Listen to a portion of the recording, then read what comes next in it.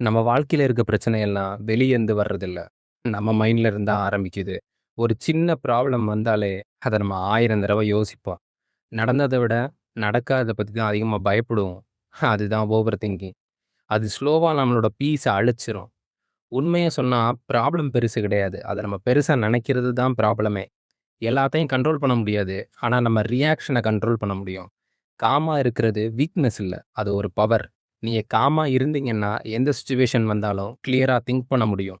Over திங்கிங்க உங்கள control பண்ண விடாதீங்க. நீங்க தான் அத கண்ட்ரோல் பண்ணணும். சில விஷயங்கள் விட்டுட்டா தான் மனசுக்கு அமைதியா இருக்கும். எல்லாத்தையும் புடிச்சிட்டு இருந்தா பெயின் தான் அதிகமா இருக்கும்.